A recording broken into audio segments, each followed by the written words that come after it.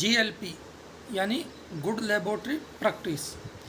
सभी इंडस्ट्रीज़ में जो क्वालिटी की लैब होती है, वो चाहे क्यूए हो, क्यूसी हो, आरएनडी हो, उन सब के लिए जीएलपी यानी गुड लेबोरेटरी प्रैक्टिस का होना आवश्यक है। अगर जीएलपी नहीं होगी तो जो वहाँ का स्टाफ है वो अच्छे से काम नहीं कर पाएगा।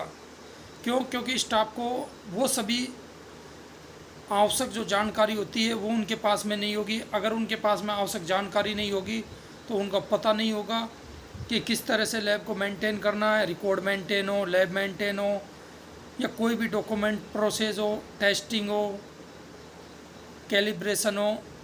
तो इन सभी चीज़ों को ध्यान में रखते हुए जीएलपी यानी गुड लेबोरेटरी प्रैक्टिस की ट्रेनिंग होना आवश्यक है। गुड लेबोरेटरी प्रैक्टिस की ट्रेनिंग आप इंडस्ट्रीज लेवल पर सभी स्टाफ के साथ एक साथ करवा सकते हैं, या फिर आप इंडिविजुअल अगर जीएलपी की प्रैक्टिस चाहते हैं या गुड लेबोरेटरी प्रैक्टिस की ट्रेनिंग लेना चाहते हैं तो आप वो भी ले सकते हैं। साथ में गुड लेबोरेटरी प्रैक्टिस की ट्रेनिंग लेने से अगर आप स्टूडेंट हैं और आप आगे इंडस्ट्रीज या एजुकेशन लाइन में जाते हैं तो आपको इसका फ़ायदा मिलता है। जीएलपी यानी गुड लेबोरेटरी प्रैक्टिस, ये होता क्या है? गुड लेबोरेटरी प्रैक्टिस अर्थात जीएलपी का अर्थ है अच्छी प्रयोगशाला प्रक्रिया।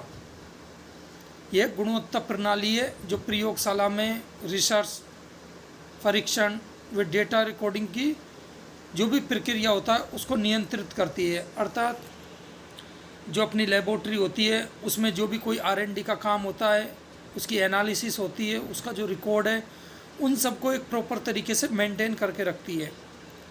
साथ में जो इसका मुख्य ऑब्जेक्टिव है, उद्देश्य है, वो है वैज्ञानिकों द्वारा डाटा की गुणवत्ता, अखंडता और विश्वसनीयता को सुनिश्चित करना।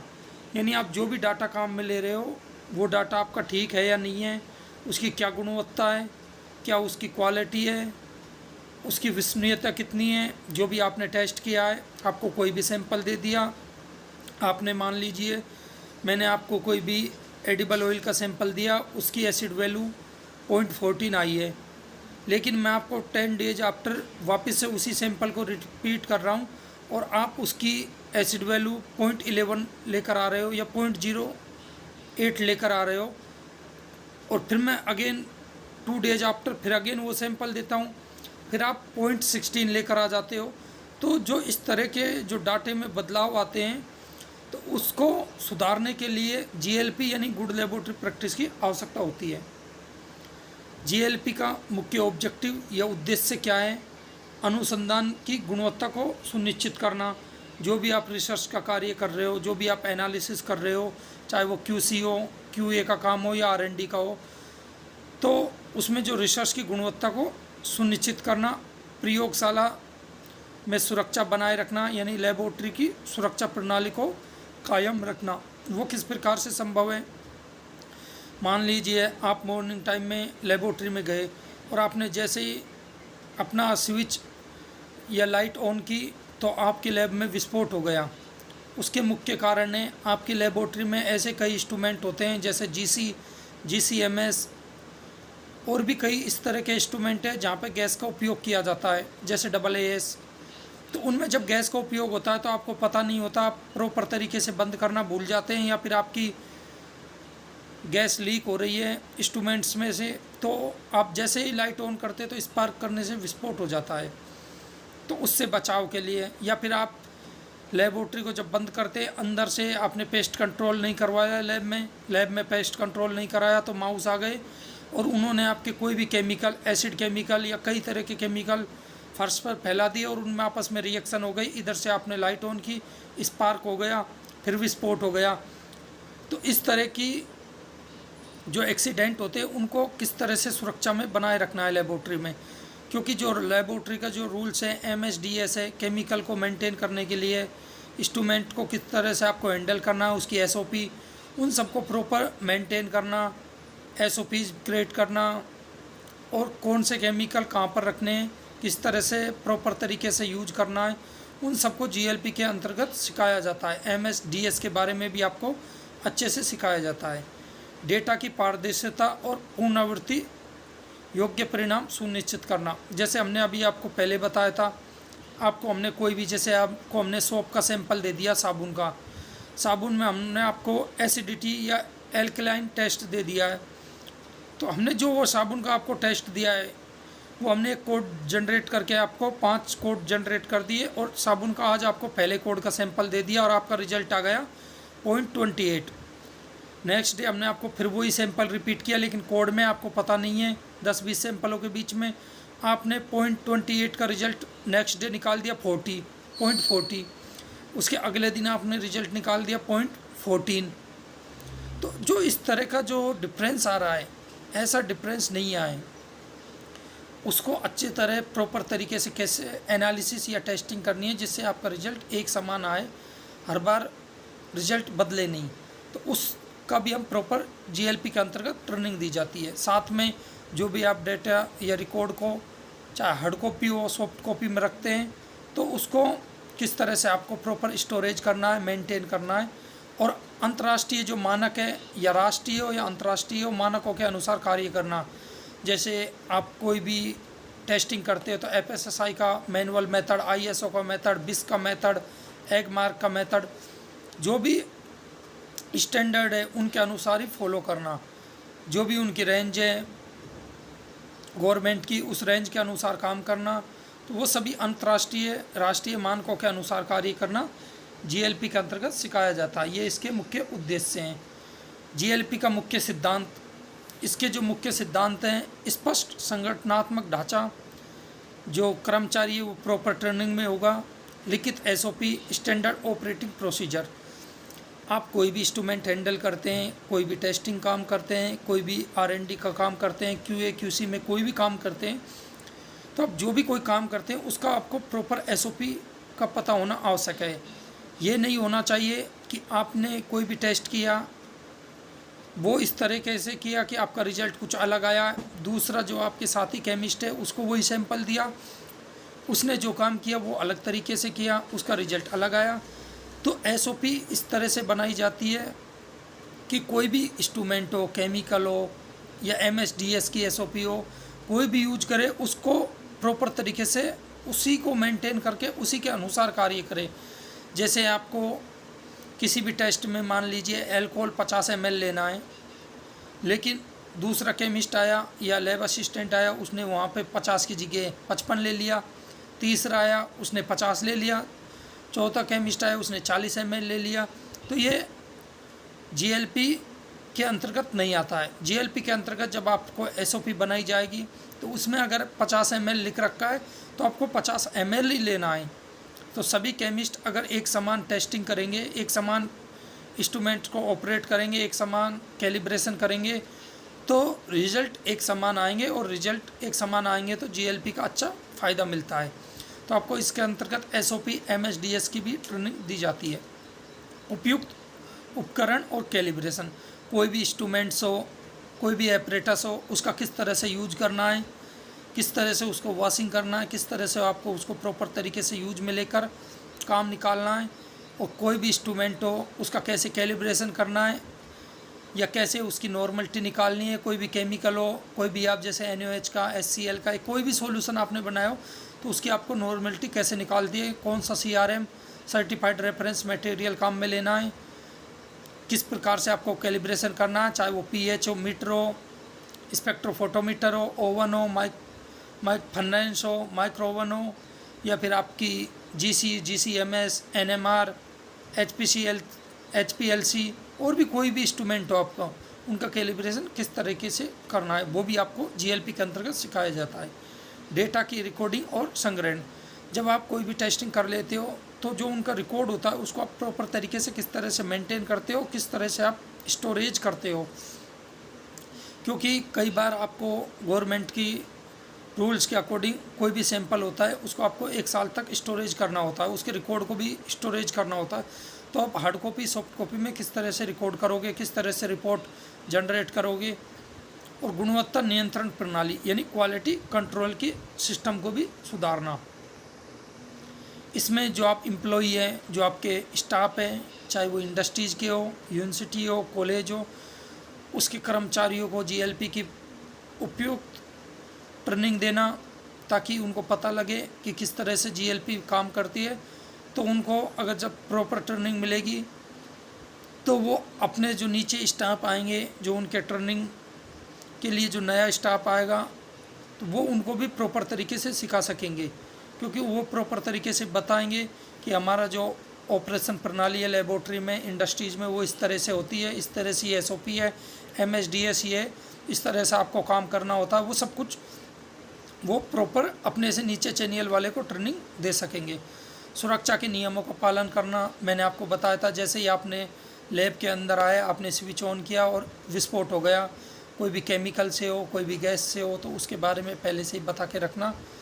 सभी परीक्षणों की एसओपी के अनुसार काम करना। जो भी आपकी टेस्टिंग है, जो भी आपका ऑपरेशन प्रोसीजर है, चाहे आपके कैलिब्रेशन है, उसको आपको एसओपी के अनुसार ही काम करना है। कोई भी केमिकल यूज लेना, वो एमएसडीएस के अनुसार ही आपको काम में लेना है। निरपेक्ष और सटीक रिपोर्टिंग करना।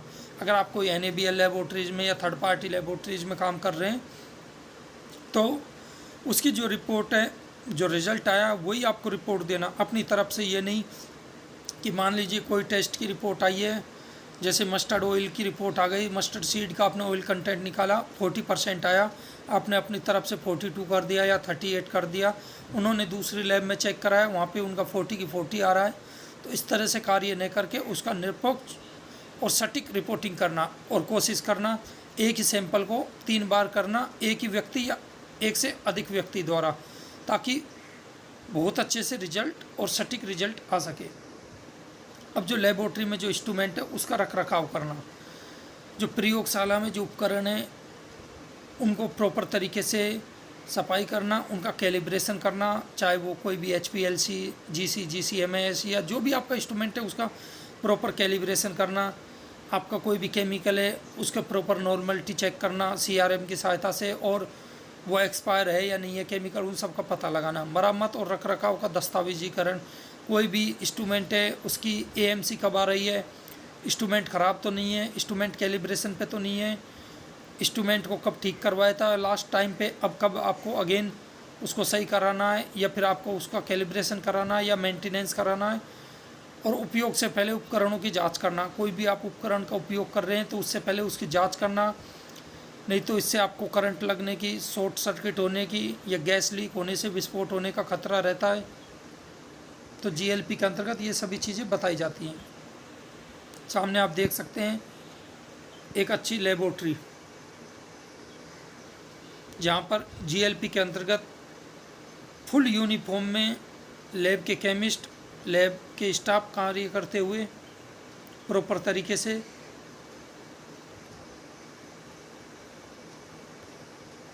रिकॉर्डिंग और रिपोर्टिंग, यानी आपका जो रिकॉर्ड कार्य है और रिपोर्ट कार्य है, जो भी आपका टेस्ट किया है, आपने एनालिसिस किया हो, उसके जो डाटा है उसको सही और स्पष्ट रूप से दर्ज करना। हमने आपको बताया था कोई भी रिजल्ट है, जैसे ऑयल कंटेंट का बताया था मस्टर्ड सीड के अंतर्गत, तो उसका अगर आपका 40 आ रहा है तो 40 लिखना, ये नहीं आपने 38 या कुछ भी लिख दिया हो, और स्पष्ट रूप से लिखना। यानी आपको जो आप हार्ड कॉपी में जो आप मेंटेन कर रहे हैं, तो इस तरह से मेंटेन करना कि सामने वाले को समझ में आ जाए, इस तरह से मेंटेन नहीं करना कि सामने वाले को समझ में नहीं आए।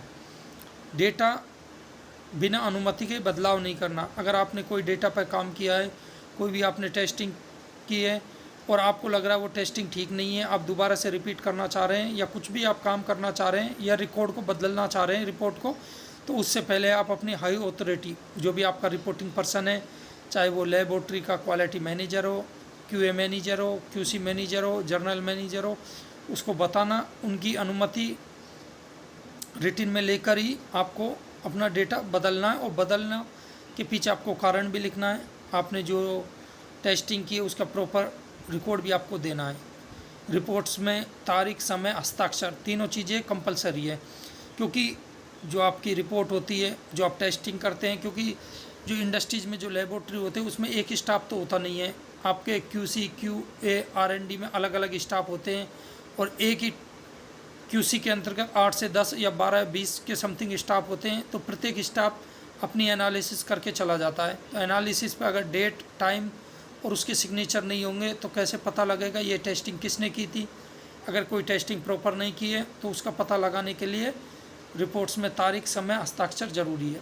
अगर आप गुड लेबोरेटरी प्रैक्टिस सीखना चाहते हैं या इसकी प्रॉपर ट्रेनिंग लेना चाहते हैं, अच्छे लेबोरेटरी में, अच्छी एमएनसी ग्रुप में आप कदम रखना चाहते हैं, या फिर आप एक इंडस्ट्रीज ओपन कर रहे हैं और अपने लेबोरेटरी स्टाफ को या अपने आप को ट्रेनिंग देना चाहते हैं, तो आप जीएलपी की ट्रेनिंग ले सकते हैं। साथ में एक जीएमपी होती है, गुड मैन्युफैक्चरिंग प्रैक्टिस, उसके बारे में भी हम आपको जल्दी एक वीडियो बनाएंगे। जीएमपी क्या होता है और जीएमपी के अंतर्गत क्या क्या कार्य होते हैं।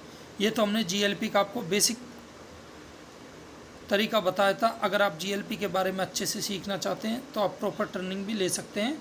एक नंबर चल रहा है, उस पर आप संपर्क भी कर सकते हैं। क्वालिटी एश्योरेंस QA, इसका कार्य क्या होता है? जो भी आपने एनालिसिस की है उस पर निगरानी करना, उसकी ऑडिट करना। ऑडिट भी लेबोरेटरी इंडस्ट्रीज़ के लिए बहुत ज़रूरी है। अगर आप ऑडिट कराना चाहते हैं अपनी इंडस्ट्रीज़ की, लेबोरेटरीज़ की, या फिर आप कोई भी प्रोडक्ट बनाते हैं तो आप करवा सकते हैं। उसके लिए भी आप हमें कांटेक्ट कर सकते हैं। ऑडिट के दौरान आपकी फैक्ट्री में जो भी अनियमितताएं हो रही है हम उनको सामने रखेंगे, साथ में उसका उपाय के आपको कारण बताएंगे और किस तरह आप उसको सही कर सकते हैं। ऑडिट कराने से आपको बहुत सारे फ़ायदे होते हैं। जो भी आपकी इंडस्ट्रीज़ में कमजोरियाँ हैं, जो भी आपका नुकसान हो रहा है, उन सब की आपको पूर्ति होती है, क्योंकि आपको पता लग जाता है आपकी कहाँ पे कमजोरी है, क्या क्या वीकनेस पॉइंट है, स्टाफ कहाँ पे गलत कर रहा है, चाहे वो लेबोरेटरी में हो, चाहे वो पैकिंग में हो, प्रोडक्शन में हो, या रॉ मटेरियल परचेज टीम में हो, या मैनेजमेंट की कोई भी टीम में हो। एसओपी की अनुपालना की पुष्टि करना कि जो भी आपका लेबोरेटरी में स्टाफ काम कर रहा है वो एसओपी एमएसडीएस के अकॉर्डिंग काम कर रहा है या नहीं कर रहा, और जो भी कोई गलती है उसको पहचान करना, सुधार करना। तो अगर आप लोग ऑडिट का कार्य, जीएमपी, जीएलपी या लैब सेटअप, ट्रेनिंग या कोई इंडस्ट्रीज़ के बारे में जानकारी लेना चाहते हैं तो आप जो एक नंबर चल रहा है उस पर आप कॉल करके संपर्क कर सकते हैं। अगर जीएलपी की आप ट्रेनिंग लेते हैं तो उसके क्या फ़ायदे हैं? अगर आप एक इंडस्ट्री चला रहे हैं, ओनर हैं, या अगर आप लेबोरेटरी में कदम रखना चाहते हैं या आप लेबोरेटरी में कार्य करते हैं, तो इससे क्या है कि जो आपका रिजल्ट आता है वो आपका बहुत अच्छा आएगा। आपको रिजल्ट निकालने की प्रोसेस बहुत ही अच्छा, विश्वसनीय परिणाम आ जाएगा आपका। आपको चाहे कोई भी सैंपल कितनी बार भी रिपीट करके दे दे, आपका जो रिजल्ट है वो एक समान आएगा हर बार। और अगर आप अच्छे से काम करेंगे, अगर आपके पास जीएलपी है तो आपको अंतर्राष्ट्रीय मान्यता में भी बहुत फ़ायदा मिलेगा, क्योंकि आप लेबोरेटरी के जो नियम होते हैं उनके अकॉर्डिंग काम कर रहे होते हैं। जो गवर्नमेंट के रूल है, FSSAI, ISO, BIS, एगमार्क, उनके अकॉर्डिंग SOP और MSDS के अकॉर्डिंग काम करेंगे तो आपको अंतर्राष्ट्रीय मान्यता में भी कोई प्रॉब्लम नहीं आएगी। अगर आप NABL लेबोरेटरी चलाते हैं तब भी आपको बहुत फ़ायदा होगा मानव और पर्यावरण की सुरक्षा पर, क्योंकि जीएलपी वैज्ञानिक अनुसंधान की नींव है। यह न केवल आपको गुणवत्ता को सुनिश्चित करता है बल्कि आपको विश्व स्तर पर भी मान्यता दिलाता है। सभी प्रयोगशालाएँ, जो भी लेबोरेटरी है, चाहे वो QC, QA, R&D हो या कोई इंडस्ट्रीज हो, जीएलपी को अपनाना चाहिए। दूसरा जीएमपी, गुड मैन्युफैक्चरिंग प्रैक्टिस, उसका भी जल्दी वीडियो हम डालेंगे, उसमें आपको मैन्युफैक्चरिंग के बारे में बताया जाएगा। देखो ये सामने आप देख सकते हैं लेबोरेटरी के इंस्ट्रूमेंट्स, और जो लेबोरेटरी में जो घटनाएं होती है उनके पीछे एनालिसिस एरर, जो भी chromatography connection lost, column failure, IT problem, data missing, database connection lost, DOE error, और भी कई तरह के मेथड फेल, इंस्ट्रूमेंट फेल, और भी कई तरह के कारण होते हैं जो हमने अभी आपको बताए थे। जब आप प्रॉपर ट्रेनिंग लेंगे तो हम आपको प्रॉपर प्रत्येक चीज़ समझाएंगे, प्रत्येक SOP, MSDS सब कुछ प्रॉपर तरीके से, तो आप संपर्क कर सकते हैं। Thank you.